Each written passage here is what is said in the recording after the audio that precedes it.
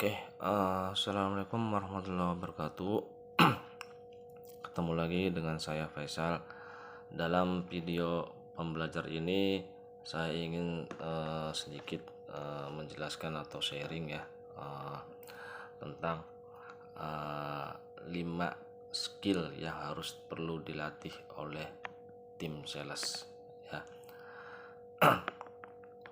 Kadang suatu perusahaan itu memiliki target gitu kan, target dan tujuan yang harus dicapai. Nah, kadang kita perlu suatu tim itu untuk membantu mencapai target perusahaan tersebut. Kalau misalnya kita kerja sendiri dibandingkan dengan kita membuat tim gitu kan, itu pasti akan lebih banyak hasilnya jika kita membuat tim gitu kan ya. Ada beberapa skill yang harus diperhatikan ya, atau harus dilatih oleh sales kita supaya penjualannya itu bagus gitu kan. Apa aja sih skillnya? Oke, yang pertama yaitu skill mendengar ya. Jadi dalam seorang sales kita harus wajib sabar mendengar gitu kan. Misalnya customer itu sedang berbicara atau menjelaskan sesuatu, atau meskipun itu salah gitu kan, atau tidak kurang pas, tetap kita harus sabar untuk mendengar, karena pada hakikatnya seorang itu lebih suka untuk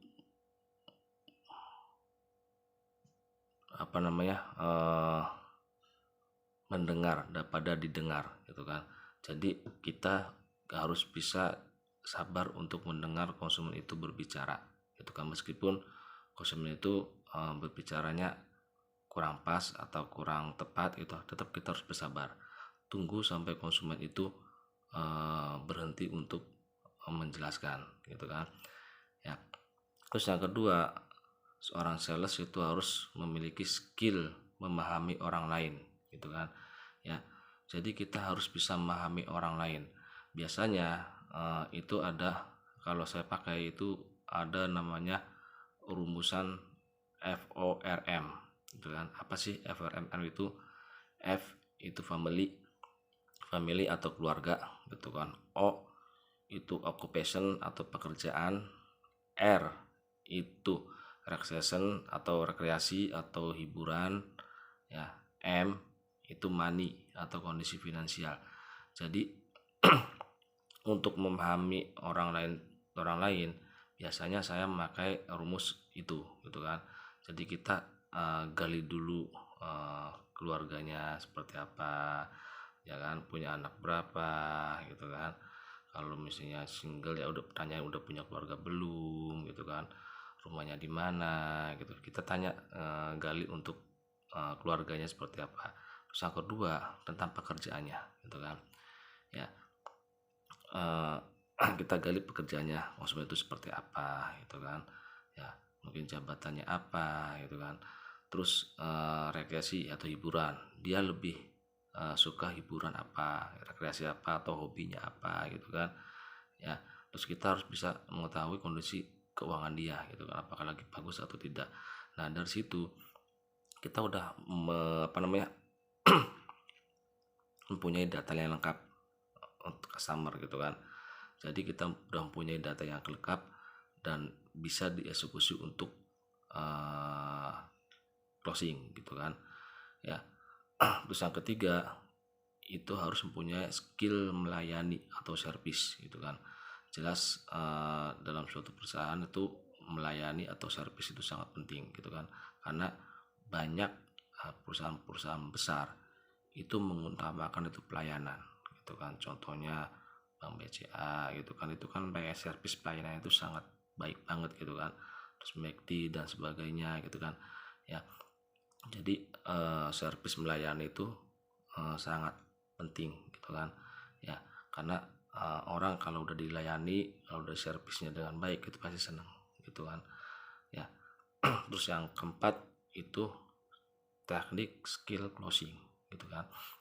Ya, meskipun kita udah pandai mendengar, memahami orang lain, udah bisa memahami orang lain, service kita melayaninya udah baik, tapi kalau kita tidak mempunyai teknik closing itu sama aja gitu kan. Namanya sales itu dituntut untuk penjualan gitu kan.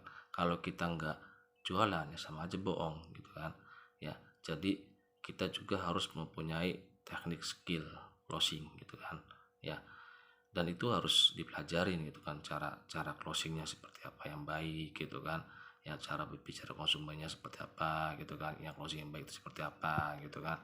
Ya, jadi harus dipelajarin teknik closing tersebut gitu kan. Terus yang terakhir itu kan menjalani hubungan jangka panjang. Ya, jadi sebisa mungkin sama konsumen gitu kan, ya kita harus bisa menjalin hubungan jangka panjang. Ya, jadikan relasi. Ya, contohnya kalau misalnya konsumen itu udah membeli barang ke kita gitu kan, ya tetap kita menjalin hubungan baik sama konsumen tersebut gitu kan.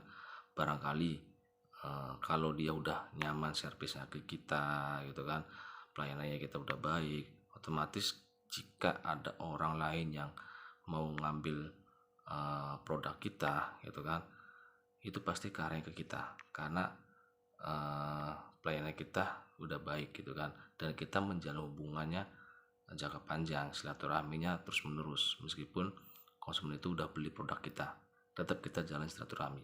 Ya, itu 5 langkah atau 5 skill yang harus perlu dilatih oleh tim sales ya, jika ingin mendapatkan atau mencapai target yang telah ditentukan oleh perusahaan. Ya, mungkin itu aja video pembelajaran dari saya. Kurang lebihnya saya mohon maaf. Assalamualaikum warahmatullahi wabarakatuh.